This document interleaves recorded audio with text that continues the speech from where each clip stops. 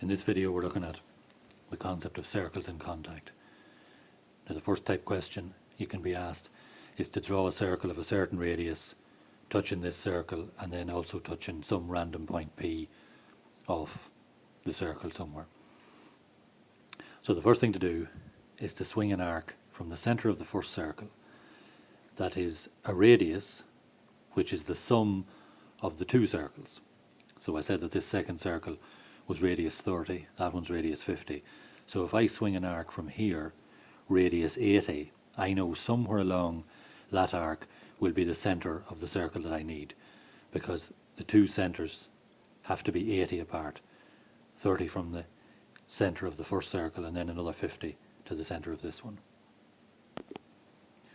So I've just drawn this arc here, which is radius 80, and it's drawn from the centre of that one. So if I were to draw a circle literally on any point along that arc, it will touch that circle. The only problem is it won't touch the point P. So to get it to do both, I need to swing an arc of 30 from the point P. So I've just done that now. That circle, or that arc there, is radius 30. So I know that if I put the point of the compass here and draw a circle radius 30, it will obviously be 30 from that, and it will be 30 from the circumference of that circle. So I've just drawn that in now, and you can see there that the point P has been touched and this circle is also touched. But there's a key point here called the point of contact that we must find finally. Like, you can obviously see it's touching here, but where exactly is it touching? So to find that, you just join the two centres, and that is the point of contact P.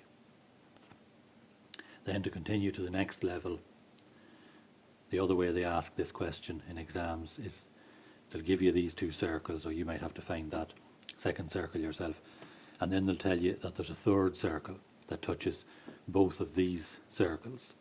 Let's say it's drawn in up here somewhere, sometimes gives you an X or a Y or a Z to indicate where they want the circle drawn, because it could be down here, so let's just assume it's up here.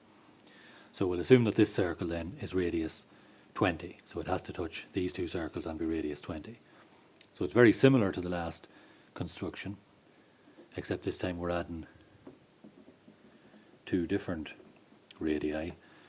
So it has to touch this circle, so I'll swing an arc of 50 plus 20, which is 70 from that one, and then an arc of 30 plus 20, which is 50 from this one, and that will ensure that the centre of the circle is 50 away from the centre of that one and 70 away from the centre of that one. So I've just drawn those in. So with the point of the compass here, I've drawn an arc radius 50, and with the point of the compass there, I've drawn another arc radius 70. And before I even draw the circle in, I can actually find the points of contact. There'll be two in this case. So that could be P1 and that'll be P2. And then just to finish the question, put the point of your compass here and open it out to either P1 or P2 and draw in your circle radius 20. So just to finish it out then, that's the circle radius 20, and it touches each of these other circles at point P2 and P1.